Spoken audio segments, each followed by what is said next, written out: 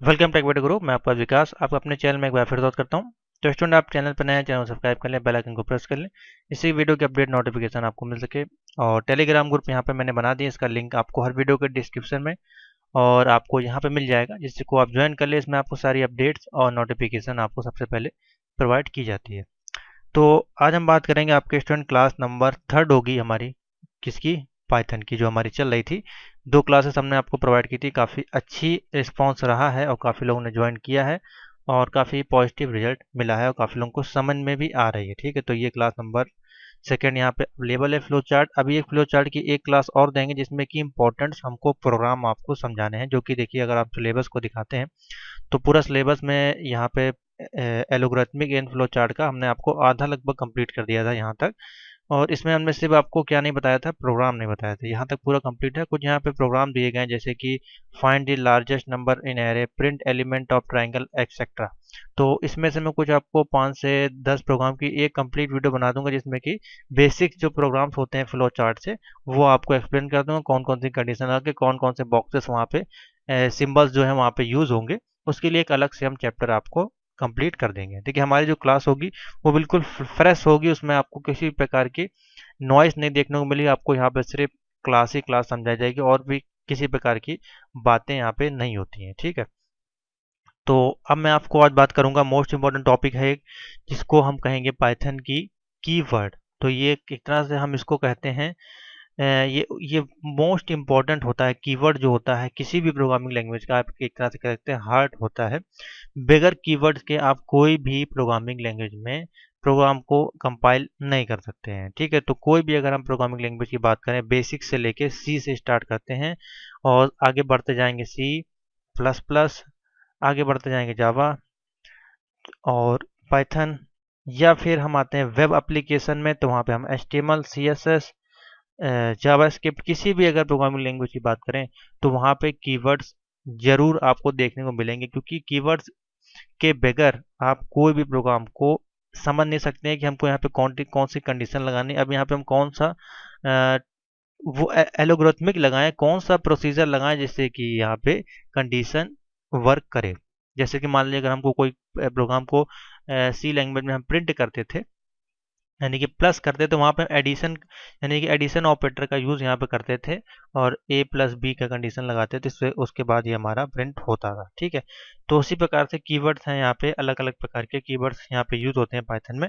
उनको कैसे इंपोर्ट किया जाता है और कितने प्रकार के होते हैं, सभी का मैं एक एक एग्जाम्पल्स आपको अभी इस वीडियो में समझाऊंगा। और वीडियो के अंत में बने रहिएगा, मैं आपको बताऊंगा कुछ अपडेट ओ लेवल रिजल्ट को लेकर कब तक आने की संभावना है। कल मैंने आपको बता दिया था, वो वीडियो अगर आपने नहीं देखी, अपडेट देख लें। इसमें काफ़ी सारी लेटेस्ट इन्फॉर्मेशन और अपडेट आपको दी गई, जिससे कि आपको कोई दिक्कत नहीं होगी, कोई घबराहट और हरासमेंट आपको नहीं होगी। क्योंकि काफ़ी बच्चे ज़्यादा हरासमेंट में आ चुके हैं, मैसेज कर रहे हैं कंटिन्यू कि सर नाइलेट जो है काफ़ी डिले कर रहा है, जिसके कारण से हमारे कोई फॉर्म नहीं भर पा रहे हैं और रिजल्ट में काफ़ी ज़्यादा टाइम हो रहा है। ठीक है, उसके लिए हम वीडियो के अंत में आपको बताएंगे क्या है। तो देखिए सबसे पहले हम कीवर्ड को समझ लेते हैं। देखिए कीवर्ड होता क्या है? कीवर्ड आपका एक प्री डिफाइंड रिजर्व वर्ड होता है, एक तरह से आप वर्ड कह सकते हैं। वर्ड होता है जो कि किसी प्रोग्रामिंग लैंग्वेज में एक स्पेशल मीनिंग आपको देता है, और कंपाइलिंग करते समय वो हमारे कीवर्ड वहाँ पे सिंटेक्स के रूप में हमारे को यूज़ करने होते हैं। ठीक है, जो कि फॉर एग्जांपल इंटीजर, यहाँ पे देखिए यहाँ पे दिया गया इंटीजर मनी हेयर। इंटीजर जो है आपका क्या है, एक कीवर्ड है। इसी प्रकार से फ्लॉट हो गया आपका, डबल हो गया, ये आपके सी लैंग्वेज के हो गए। तो अलग अलग लैंग्वेज में अलग अलग होते हैं। तो अभी हम इसको हटाते हैं, ये हमने एग्जाम्पल के तौर पर आपको लिया है यहाँ पे।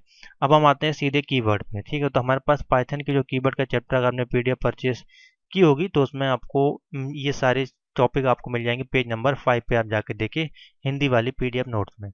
अब देखिए पाइथन के जो कीवर्ड्स हैं उसको पहले इंपोर्ट करना सीखते हैं। तो देखिए पाइथन को इंपोर्ट करने के लिए यहाँ पे उसका सोर्स कोड दिया गया है, उसको इस प्रकार से लिखेंगे तो आपका कीवर्ड यहाँ पे शो हो जाएंगे। सबसे पहले कीवर्ड की लिस्ट निकाल लेते हैं, फिर एक एक कीवर्ड को हम समझ लेते हैं। तो हम अपना पाइथन का ID सेल ओपन करेंगे। आपके पास जो भी वर्जन हो, हमारे पास देखिए 3.7.3 है, आप इसको यूज़ करें। लेटेस्ट वर्जन में आप में सारे सॉफ्टवेयर, सारे प्लगइन्स जो हैं इसमें आप यूज़ कर पाएंगे, जैसे कि NumPy वगैरह सब अब इसमें यूज़ कर पाएंगे। तो देखिए अब इसमें हमको कीवर्ड्स को इंपोर्ट कराना है, हमको अपने कीवर्ड देखना है कि कौन कौन से कीवर्ड हमारे पाइथन में हमको प्री इंस्टॉल प्री डिफाइंड दिए जाते हैं। हमको लिखना है यहाँ पे इंपोर्ट, ये इंपॉर्टेंट है। इंपोर्ट क्या करना है, कीवर्ड हमने लिखा इम्पोर्ट कीवर्ड, इंटर दबाया। उसके बाद हमको लिखना है प्रिंट, हमको सारे जो कीवर्ड है उनको प्रिंट कराना, हमने लिखा प्रिंट। ठीक है, प्रिंट के बाद हमने लिखा, इसको आप कैपिटल ना करें, स्मॉल रखें, प्रिंट। उसके बाद कीवर्ड डॉट के डब्ल्यू लिस्ट, कीवर्ड की लिस्ट हमको, के डब्ल्यू यानी कीवर्ड की लिस्ट हमको प्रिंट करनी है। इतना आपने लिख दिया। जैसे आप इंटर करेंगे देखिए आपके सामने पूरी कीवर्ड आ जाएंगी जो आपके A to Z कीवर्ड हमारे यूज होती हैं पाइथन लैंग्वेज में। ठीक है, तो देखिए अब यहाँ पे आपको हम कीवर्ड दिखा देते हैं। पहले हमारे पास है false, none, true, and, as, assert, async, await, break, class, continue, def, del, elif, else, except, finally, for, from, global, if, import, in, is, lambda, none, local, not, or, pass, raise, return, try, while, with, eld। तो आप देख सकते हैं यहाँ पे तमाम सारी keyword यहाँ पे अवेलेबल हैं। ठीक है, तो ये सारी होती हैं हमारी क्या है, कीवर्ड। ठीक है, और ये मोस्ट इंपॉर्टेंट है, बगैर इसके आप कोई भी प्रोग्राम को यूज़ नहीं कर पाएंगे। अब देखिए कैसे कैसे ये वर्क करती हैं वो आपको समझना है। सभी के सिंटेक्स अलग होते हैं, सभी के प्रोग्रामिंग करने की विधि अलग होती है। तो अपनी एक कॉपी जब आप जब भी नोट्स बनाया करें तो उसमें लिख लिया करें, आप हेडिंग डालें सीधे यहाँ पे कीवर्ड, और नीचे लिखिए हेडिंग में हाउ टू इम्पोर्ट कीवर्ड, यानी कि कीवर्ड को अगर हमको लिस्ट को सर्च करना है तो कैसे हम करेंगे, लिखेंगे इम्पोर्ट कीवर्ड और प्रिंट करके ब्रैकेट में कीवर्ड डॉट के डब्ल्यू लिस्ट लिखेंगे तो आपके सामने पूरी कीवर्ड की लिस्ट आ जाएगी, और इसको आप बना लें। अगर नोट्स बना रहे हैं तो इसी प्रकार से आप लिख सकते हैं, अगर नहीं बना रहे तो आप अपना टिक कर लें, पेंसिल से मार्क कर लें, उस लाइन को अंडरलाइन कर लें अपने PDF नोट्स में। ठीक है, तो सबसे पहले हमारे पास जो कीवर्ड्स आती है वो आ जाती है, देखिए इसमें दी गई है एंड। ठीक है, तो सबसे पहले हम बात करते हैं एंड कीवर्ड हमारी क्या होती है और ये किस प्रकार से तो होती है। और देखिए शॉर्ट में आपको समझा दूंगा, ज़्यादा इसमें बड़े बड़े एग्जाम्पल्स नहीं लूंगा। ठीक है, तो मैं जिस जो एग्जाम्पल लिखने वाले होंगे मैं लिख दूंगा, बाकी यहाँ पे आपको मॉनिटर पे समझा दूंगा। अब देखिए यहाँ पे बोला गया एंड कीवर्ड, देखिए एंड यहाँ पे दिया गया है, अगर आप ऊपर देखेंगे तो यहाँ पे आपको दिखेगा एंड कीवर्ड। जो जो इंपॉर्टेंट्स हैं उनके बारे में हम आपको बता देंगे। तो देखिए एंड कीवर्ड का इस्तेमाल कहाँ किया जाता है, जब दिए गए दो या दो से अधिक ज़्यादा ऑपरेटर होते हैं, यानी कि कोई ऑपरेटर है यहाँ पे, वहाँ पे दो या दो से अधिक ऑपरेटर होते हैं, तो उस कंडीशन में क्या होता है, ऑपरेटर जो होते हैं, ऑपरेंड जो होते हैं वो ट्रू हो जाते हैं, और तब जो आपका जो ट्रू होता है वो आपका ट्रू रिटर्न करना है, ट्रू ट्रू ही रिटर्न करता है। जैसे कि 5 है। ठीक है, अब यहाँ पे दो ऑपरेटर हम लगाएंगे, जैसे कि मान लीजिए दो कंडीशन है, जैसे कि मान लीजिए हमने लिखा 5 इक्वल टू 6। ठीक है, और एंड लगा दिया यहाँ पे ऑपरेटर के रूप में, और यहाँ पे लिखा 5 डबल इक्वल टू 6। तो इस कंडीशन में आपका क्या ऑप्शन आएगा, फॉल्स आएगा। ठीक है, तो यहाँ पे देखिए दो ऑपरेटर का यूज हो रहा है। ठीक है, हमने लिखा यहाँ पे ये हो गया फॉल्स। दूसरी कंडीशन में हम करेंगे 5, ठीक है, इक्वल टू 6, और फिर हमने एंड कीवर्ड का यूज किया और यहाँ पर लिखा 5 डबल इक्वल टू 5। ठीक है, तो इसको मतलब हो गया, ये कंडीशन हमारी क्या हो जाएगी, ट्रू हो जाएगी। ठीक है, तो एक कंडीशन अगर ट्रू हो रही है, एक कंडीशन फॉल्स हो रही है, तो वहाँ पे एंड कीवर्ड का यूज़ किया, यानी कि एक से ज़्यादा अगर ऑपरेंड होते हैं तो वहाँ पे हमारा एंड कीवर्ड का इस्तेमाल किया जाता है। और ज़्यादातर केस में ऑपरेंड जो आपके क्या होते हैं, ट्रू होते हैं, तब आपका जो रिटर्न होगा वो भी आपका ट्रू हो जाएगा। जैसे कि इसको प्रिंट करने का सिंपल सा तरीका है, जैसे कि मान लीजिए कोई वैल्यू 0 है तो 0 का रिटर्न आपको ट्रू आएगा, और 1 का रिटर्न होगा आपका वो फॉल्स आएगा। ये एक तरह से बाइनरी की तरह काम करता है, यानी कि यदि कंडीशन x वाली कंडीशन 0 है, y वाली भी 0 है, तो उस केस में हमारा जो x और y का जो रेशो आएगा, x एंड y का, तो यहाँ पे हो जाएगा 0, और यहाँ पे है 0, यहाँ पे है 1, तो ये हो जाएगा 1, 1 है 0 है तो ये हो जाएगा 1, और ये अगर 1 और 1 है तो ये हो जाएगा 1। सेम वही है जो हम लोग BCD कोड्स में इसको निकालते थे। ठीक है, बाइनरी डेसिमल कोड वगैरह में। ठीक है, ये हो गया एंड का। नेक्स्ट है हमारे पास एस, उसके बगल में ही आपको दिख रही होगी एस कीवर्ड। इसका कोई खास मीनिंग नहीं है फिलहाल। तो इसका जो इस्तेमाल होता है वो हमारे पे मॉड्यूल का कोई उपनाम यानी कि एलाइज नाम देकर इंपोर्ट किया जाता है। इसको आप इंपोर्ट कर सकते हैं यहाँ पे, जैसे कि यहाँ पे दिया गया है, हम इसको इंपोर्ट करते हैं, हम लिखते हैं import space keyword S space करेंगे PY की। ठीक है, और प्रिंट करा देंगे। pyk.kw list. ठीक है, तो आपके देखिए सेम वही लिस्ट आपकी यहाँ पे प्रिंट होके आ गई, जो कि एस कीवर्ड के साथ इस्तेमाल की जा रही है। एस एल आई यानी कि उसका उपनाम है, कीवर्ड का आपका एक उपनाम है, वही है। इसका कोई बेसिकली कोई मीनिंग नहीं है। ठीक है, तो एक उपनाम के रूप में इसको यूज़ करते हैं। आप चाहे तो खाली कीवर्ड या फिर एस को यूज़ करके इसको एल आई से उसका उपनाम है ये। ठीक है, तो दोनों से ही आपको यहाँ पे हम कीवर्ड की लिस्ट को जनरेट कर सकते हैं। तो समझ में आ गया, एंड हो गया, एस हो गया। नेक्स्ट है हमारे पास एसर्ट।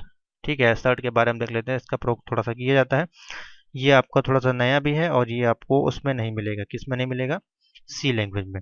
तो देखिए जब भी कोई डिबगिंग होती है, कोई एरर्स होती हैं, तो उस केस में यहाँ पे एरर्स को ऑक्यूर्स करने के लिए एसर्ट का प्रयोग किया जाता है। यानी कि एसर्ट कीवर्ड का इस्तेमाल यहाँ पे किया जाता है किसके लिए? डिबगिंग के लिए। एसर्ट कीवर्ड के साथ जब कोई कंडीशन ट्रू होती है तब कुछ नहीं होता है, और जब कंडीशन फॉल्स होती है तो एसर्ट में एरर आता है। यानी कि जब ट्रू होगी तो कोई दिक्कत नहीं होगी, जब फॉल्स होगा तो वहाँ पे एरर एक्यूर्स होगी। किस प्रकार से होगी एक्यूर्स? मान लीजिए कोई एसर्ट, एक एग्जाम्पल समझते हैं। आपने लिखा एसर्ट, ASSERT। ठीक है, एसर्ट मान लीजिए हमने लिखा 4 डबल इक्वल टू 4। तो इस केस में क्या होगा? नो एक्सेप्शन आएगा, यानी कि कोई एरर नहीं आएगी। आपका कंडीशन ट्रू है, 4 डबल इक्वल टू 4। ठीक है, इसी में अगर हम दूसरा लिख देते हैं एसर्ट, और यहाँ पर लिख देते हैं 4 डबल इक्वल टू 5, तो ये वेरी नहीं कर रहा है। ठीक है, तो यहाँ पे क्या होगा? एसर्ट जो होगी आपको एरर एक्सेप्शन यहाँ पे शो हो जाएगी। तो कंडीशन में क्या हो जाएगा? यहाँ पे फॉल्स हो जाएगा और आपको एरर मिलेगी। ठीक है, उसी प्रकार से देखें, एसर्ट 4 डबल इक्वल टू 6 होगा, तो उस केस में यानी कि जब वैल्यू इक्वल टू में आएगी, बराबर होगी, तो उस केस में वो आपको ट्रू रिजल्ट देगा।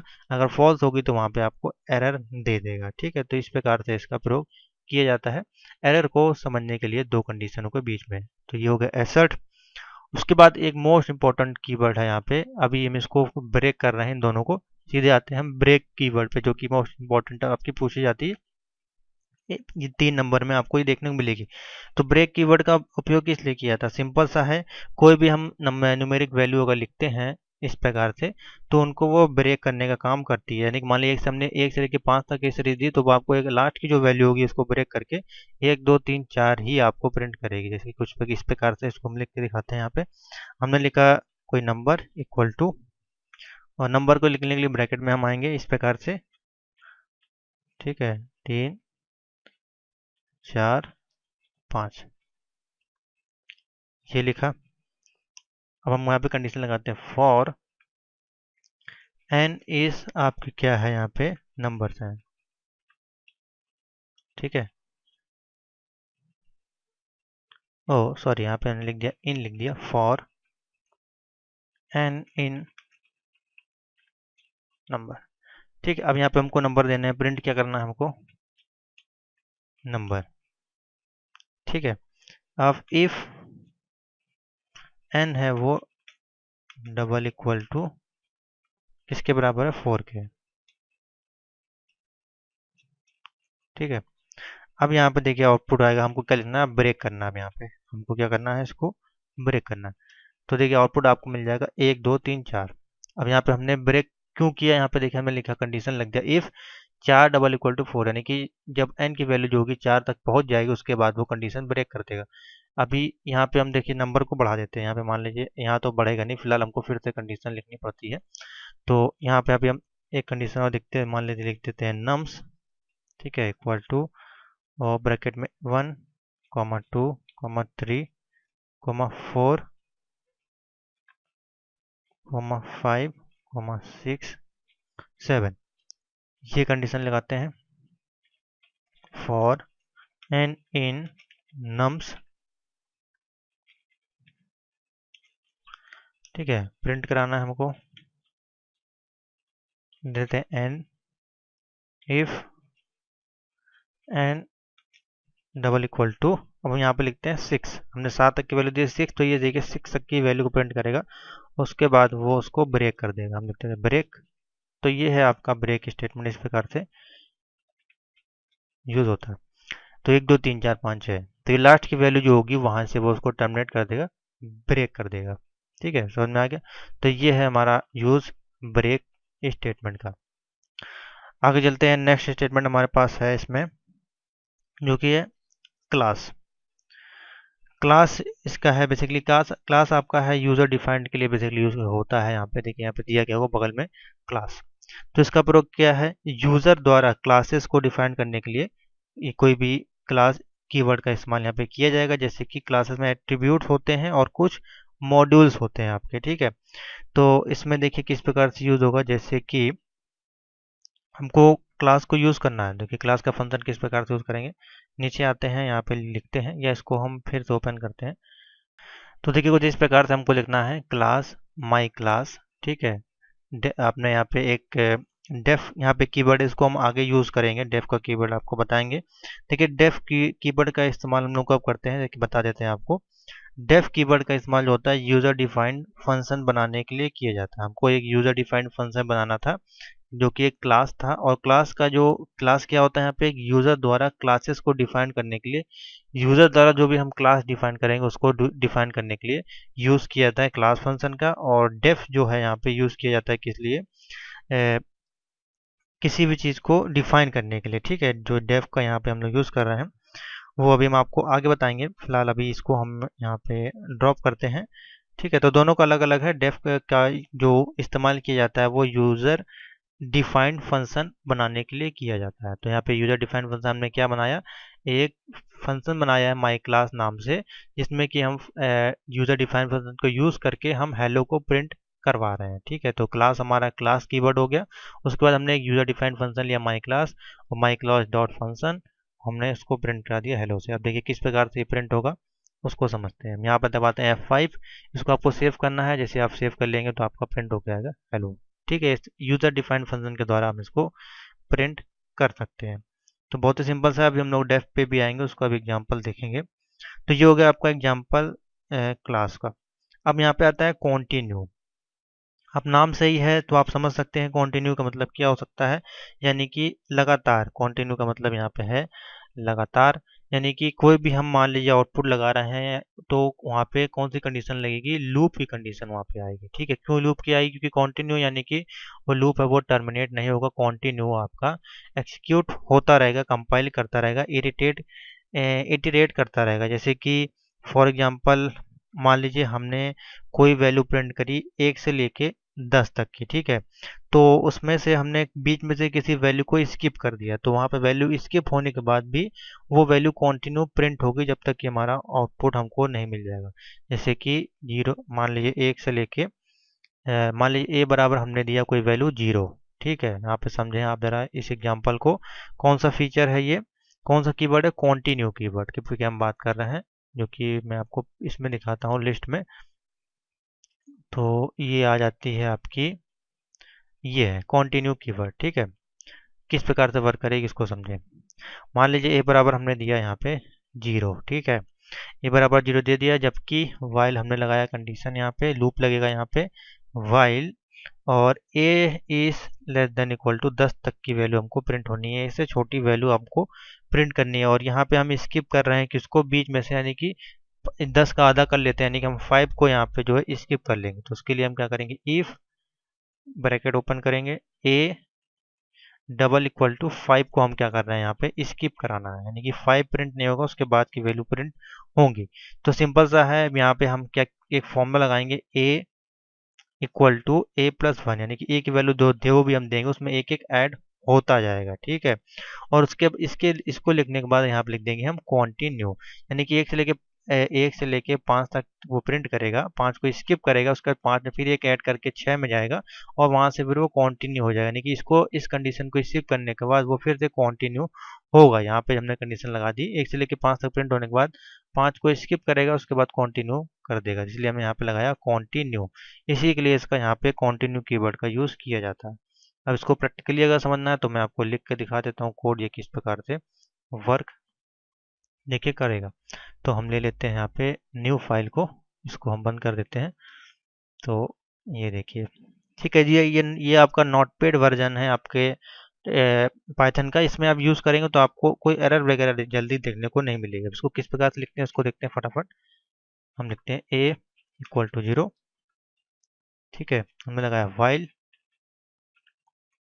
ब्रैकेट में a इज लेस देन 10।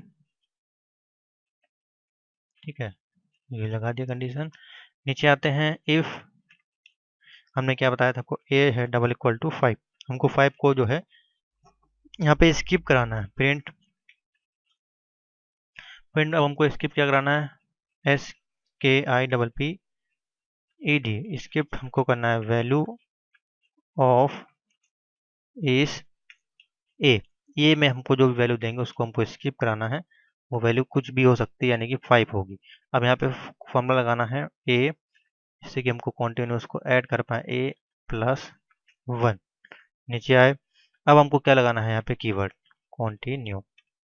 ठीक है, कॉन्टिन्यू कीवर्ड को ऐड कर दिया। प्रिंट, इसमें ऑटोमेटिकली आपका जो सीरीज बाई सीरीज वो आपकी प्रिंट हो जाती है इंटर होने के बाद।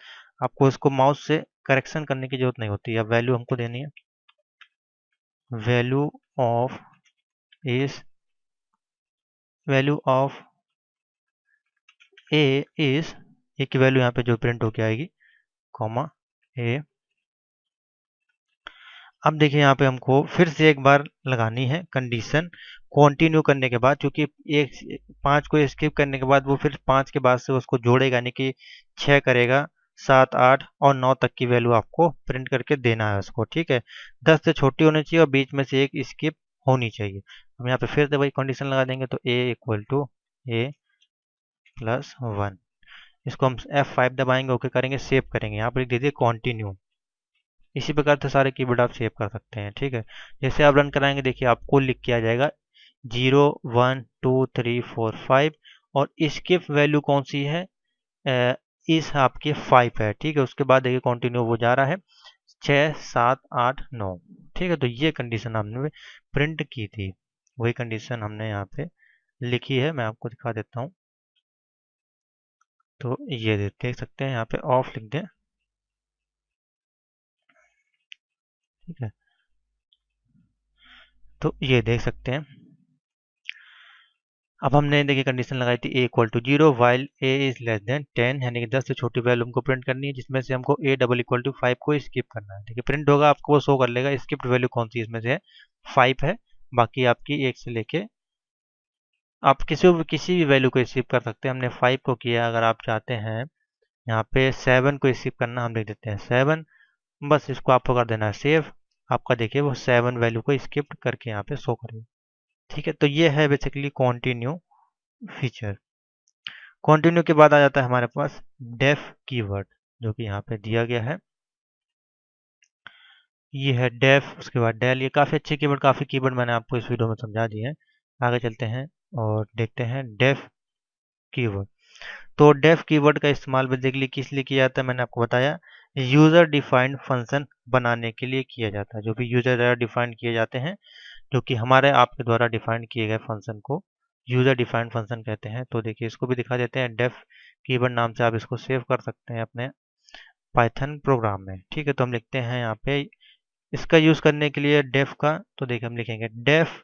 उसके बाद जब भी हम लेते हैं तो इसको फंक्शन के साथ लेते हैं, यानी कि तो यहाँ पे लिखते हैं फंक्शन, यूज़र डिफाइंड फंक्शन है FUNC, इसका शॉर्ट कीज है लिखने का। और फंक्शन के अंदर हमने लिखा ए। इसमें देखिए इसमें आपका जो कॉलन यूज़ होता है वो ये वाला यूज़ होता है। ठीक है, इसको आप जरूर ध्यान दें, पाइथन में ये वाला, ना कि ये वाला। ठीक है, ये आपका सी लैंग्वेज में यूज़ होता है। ये हो गया। नीचे आते हैं, अब हमको प्रिंट कराना है वैल्यू इज ए। अब ए किस प्रकार से काम करता है, बहुत अच्छा फीचर है, हम यूज़र को डिफाइन कर रहे हैं। ठीक है, हमने दे दिया यहाँ पे वैल्यू हमको प्रिंट करनी है किसकी, VALUE, value of A is a की हमको वैल्यू प्रिंट करनी है। ए के अंदर हम कोई भी वैल्यू देंगे वो आपको प्रिंट कर देगा हूबहू। ठीक है, तो इसको हमने इस प्रकार से किया ए। नीचे आए, अब हमको लिखना है फंक्शन FUNC फंक्शन, हमको क्या प्रिंट करना है 5। इस प्रकार से हो गया। सेव करते हैं, क्या है आपका डेफ फंक्शन। तो देखिए आपको प्रिंट आ जाएगा वैल्यू इज, आपकी जो प्रिंट होके आएगी वो 5 आपकी प्रिंट होके आएगी। ठीक है,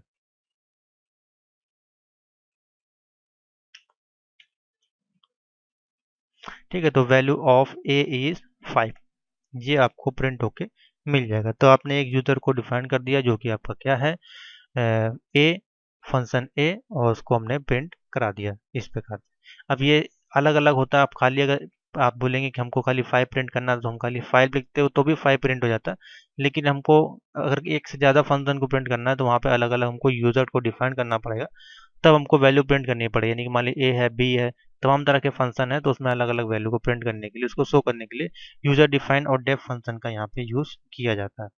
उसी प्रकार से है नेक्स्ट हमारे पास, इसमें है डेल, उसके बगल में जो मैंने आपको दिखाया। तो डेल है यहाँ पे शॉर्ट कीवर्ड है, यानी कि इसको हम किस लिए यूज़ करते हैं, किसी भी कीवर्ड जो होता है उसको डिलीट करने के लिए यूज़ किया जाता है। जाहिर सी बात उसके नाम से ही है डिलीट, यानी कि डेल। तो इसको भी देखते हैं किस प्रकार से काम करता है। तो बहुत ही सिंपल सा है। मान लीजिए कोई लिस्ट है हमें, तो डेल कीवर्ड का जो इस्तेमाल किया जाता है वो लिस्ट, टपल्स और डिक्शनरी या किसी कलेक्शन के जो भी एलिमेंट होते हैं उनको डिलीट करने के लिए इस्तेमाल किया जाता है। यानी कि कोई लिस्ट होती हैं इस प्रकार से, कोई भी लिस्ट हो सकती है, 1 2 4 5 7, इस प्रकार की लिस्ट हो सकती है। इनमें से किसी भी वैल्यू अगर हमको डिलीट करनी है, रिमूव करनी है, तो उसके लिए हम यहाँ पे डेल कीवर्ड का यूज़ किया जाता है। ठीक है, तो देखिए किस प्रकार से इसको यूज़ करते हैं, बहुत ही अच्छा है, सिंपल सा प्रोग्राम इसका बनेगा। इसको बंद करते हैं, पाइथन के टेक्स्ट वर्जन पे आते हैं, न्यू फाइल को ओपन करते हैं। सेव जरूर कर लिया करें, इससे कि आपको दोबारा प्रोग्राम को ढूंढने में दिक्कत ना हो। अब यहाँ पर हमको लिखना है लिस्ट, हमको कोई लिस्ट है तो हमने लिखा लिस्ट इक्वल टू कोई भी लिस्ट दे देते हैं, 1, 2, 3, 5, 6, 8, 9। ये हमने कोई एक लिस्ट जनरेट कर दी। ठीक है, अब हमको इस लिस्ट में से कुछ कीवर्ड्स का जो है लिस्ट है, कोई टपल से कोई डिक्शनरी है, उनको हमें डिलीट करना है। कुछ कीवर्ड्स को यहाँ पे डिलीट करना है, कुछ वैल्यू को डिलीट करना है, कुछ लिस्ट में से कुछ डेटा को डिलीट करना है, तो हम यहाँ पे क्या यूज़ करेंगे, डेल। अब हमारे क्या डिलीट करना है, लिस्ट को डिलीट करना है। लिस्ट में से हमको क्या डिलीट करना है यहाँ पे, तो जो भी आपको डिलीट करना होता है वो हम इसमें देते हैं नंबर। देखिए मान लीजिए हमको डिलीट करना है, मान लीजिए हम लिख देते हैं यहाँ पे 3। ठीक है, हमने लिखा 3 और नीचे आते हैं और लिखते हैं प्रिंट। प्रिंट को क्या करना है, डिलीट होने के बाद, जब यहाँ पे डिलीट लिस्ट नंबर 3 पे डिलीट होने के बाद वो क्या करेगा, लिस्ट को फिर से प्रिंट कर दिया। हमने ये पहले लिस्ट दी, उसके बाद हमने डिलीट कीवर्ड का यूज़ किया, उसके बाद हमने लिस्ट को प्रिंट कराया। तो अब हमको क्या आउटपुट मिलना चाहिए, पहले इसको हम सेव करेंगे, F5 दबाएंगे, लिखते हैं डेल। तो देखिए आपको जो वैल्यू मिलेगी वो कुछ इस प्रकार से मिलेगी। देखिए क्या उसने रिमूव किया, हमने लगाया था लिस्ट नंबर 3 पे, तो हमको देखिए 1 प्रिंट मिला, 2 मिला, 3 मिला, और देखिए यहाँ पे 5 को उसने गायब कर दिया। ठीक है, उसके बाद 6, 8, 9, यानी कि 3, यानी कि लिस्ट में 1, 2, 3 के बाद की जो वैल्यू होगी उसको वो रिमूव कर देगा। समझ में आएगा क्या प्रोग्राम था ये। अभी हम यहाँ पे 1 लिखते हैं, 1 लिखते हैं तो देखिए क्या होता है चेंजमेंट, 1 लिखते हैं, सेव करते हैं। अब यहाँ पे देखिए वो रिमूव कर देगा 2 को, क्योंकि हमको 1 डिलीट करना है। तो ये है पहला 1, इसके बाद की जो वैल्यू है ये है 1, 1 के बाद की जो भी वैल्यू होगी उसको वो डिलीट कर देगा। अब देखिए यहाँ पे 9 है, अब यहाँ पे देखिए क्या प्रिंट होता है, अगर हम यहाँ पे लिख देते हैं 9, सॉरी 9 नहीं, इसमें रो जितनी भी 1, 2, 3, 4, 5, 6, 7, हम यहाँ पे लिख देते हैं 7। तो देखिए तब ये क्या करेगा उस केस में, उस केस में ये देखिए आपका बोल देगा लिस्ट में जो आपकी इंडेक्स आउट ऑफ रेंज जा रही है, आपको जितनी रेंज होती है उसके अनुसार ही वैल्यू देनी होती है। हम 6 दे देते हैं, देखिए तब क्या होता है, तो 6 देने पर आपका लास्ट वाली जो वैल्यू है वो इसमें डिलीट हो गई। 1, 2, 3, 4, 5, 6 तक हो गया, उसके बाद ये डिलीट हो गई, और ये वैल्यू नंबर 7 है। आप 7 नंबर देंगे तो वो आउट ऑफ रेंज आपको बता देगा। उसी प्रकार से अगर यहाँ पे हम 0 देते हैं तो देखिए क्या होता है उस केस में, 0 के केस में आपका क्या वो डिलीट कर रहा है, 1 को डिलीट कर दे रहा है। नहीं, अगर आपको पहली वैल्यू को डिलीट करना है तो यहाँ पे आपको क्या कंडीशन लगानी पड़ेगी, लिस्ट में 0 लिखना पड़ेगा।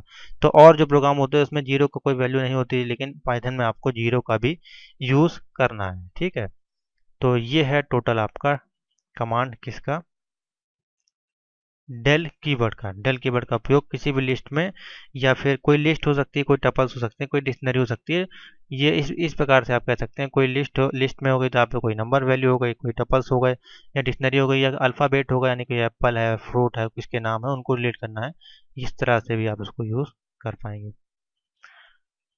नेक्स्ट कीवर्ड है हमारे पास जो कि है, अब यहाँ पे काफ़ी बड़े बड़े कीवर्ड हैं, इसको हम नेक्स्ट वीडियो में कवर करेंगे।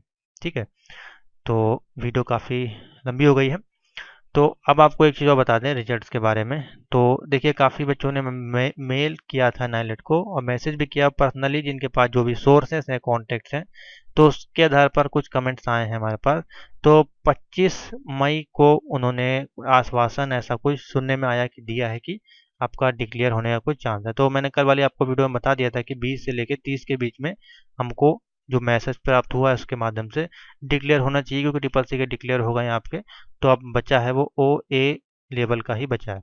तो आप 25 से एक बार 30 के बीच में देख लें, आपको जहाँ तक कुछ ना कुछ देखने को जरूर मिल सकता है। ठीक है, तो यही अपडेट है, इसी के लिए मैंने कहा था आपको लास्ट में बताएंगे। तो 25 तारीख की डेट हमको एक दी गई है, किसी स्टूडेंट ने बताया है कि उन्होंने पर्सनल बात करके, तो उनको जो रिप्लाई मिला है 25 को डिक्लेयर करने की बात की जा रही है। फिलहाल अभी कुछ कह नहीं सकते क्योंकि 24 तक तो आपका पूरा लॉकडाउन है।